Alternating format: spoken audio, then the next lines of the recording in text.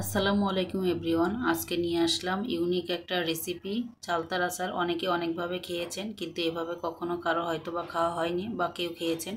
তা যাই হোক, এটা একদমই ইউনিক একটা চালতার রেসিপি। কেউ যদি এভাবে খেয়ে না থাকেন তাহলে কিন্তু অবশ্যই বাসায় ট্রাই করবেন। আর এটা কিন্তু একদম রেস্টুরেন্টে এরকম একটা চালতার আচার দিয়ে থাকে।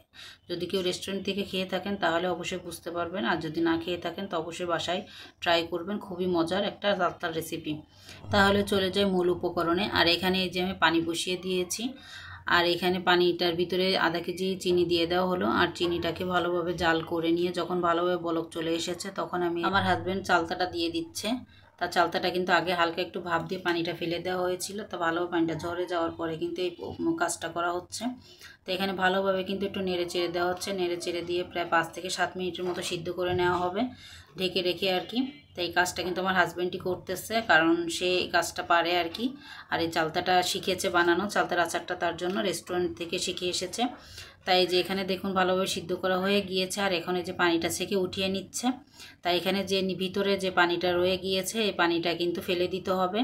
চিনির চিন্তা না করে কিন্তু অবশ্যই ফেলে দিতে হবে, কারণ পানিটা ফেলে না দিলে কিন্তু কষকষ যে একটা ভাব সেটা কিন্তু থেকে যাবে তার জন্য। তাই এখানে হাফ কেজি সরিষার তেল দেওয়া হয়েছে, আর 1 কেজি গুড় দেওয়া হয়েছে। তা গুড়টাকে একটু থেতো করে দেওয়া হয়েছে আর কি, না হলে তো গলতে একটু সময় লাগবে তার জন্য। তা তেলের ভিতরে সুন্দরভাবে গুড়টাকে জাল করে কিন্তু ভালোভাবে গলিয়ে নিতে হবে। তা দেখুন মাশাআল্লাহ কালারটা কিন্তু খুবই সুন্দর এসেছে। তা কিছুটা তেজপাতা দেওয়া হচ্ছে।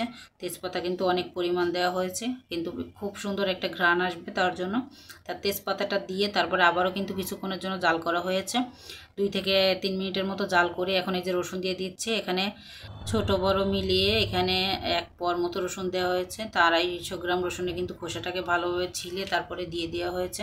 তার রসুনটাকেও প্রায় 2 মিনিটের মতো জাল করে নিয়ে তারপরে এখানে চালতা দিয়ে দিচ্ছে। যে পানির থেকে ছেঁকে রেখেছিল সেই চালতাটা দিয়ে দেওয়া হচ্ছে আর কি। চালতাটা সম্পূর্ণ দিয়ে সুন্দরভাবে আবারও কিন্তু নেড়ে চেড়ে নিচ্ছে। তা সুন্দরভাবে নেড়ে চেড়ে নিয়ে কিন্তু অনেকক্ষণ জাল করে নিতে হবে, প্রায় আধা ঘন্টা বা 1 ঘন্টার মতো জাল করে নিলে কিন্তু খুব ভালো হবে। সব কিছু ভিতরে প্রবেশ করবে আর সুন্দরভাবে কিন্তু নরম হয়ে যাবে আর কি। আর এটাকে চিকেন চালতা বলা হয় আর কি রেস্টুরেন্টে। আর এখানে যে মশলাটা দেওয়া হচ্ছে, মশলাটা আমি 2 টেবিল চামচের মতো দিয়েছি। এলাচ, জিরা, তেজপাতা, দারচিনি ভালোভাবে একটু ভেজে নিয়ে তারপরে ব্লেন্ড করে নেওয়া হয়েছে, নিয়ে আর কি দিয়ে দিলাম। তা এখানে কিন্তু ভালোভাবে আবারও জাল করে নেওয়া হচ্ছে। জাল করে নিয়ে তারপরে এই যে এখানে কিন্তু শুকনো মরিচের গুঁড়াটা আর কি, এটাও কিন্তু হালকা ভেজে আর কি গুঁড়া করে নেওয়া হয়েছে, সেটা দিয়ে দেওয়া হচ্ছে। তা ঝালটা আপনাদের পছন্দ মতো, ঝালটা তো সবাই একরকম খায় না, তার জন্য কেউ যদি মিষ্টি খেতে চান তাহলে ঝালটা একটু কম দিবেন।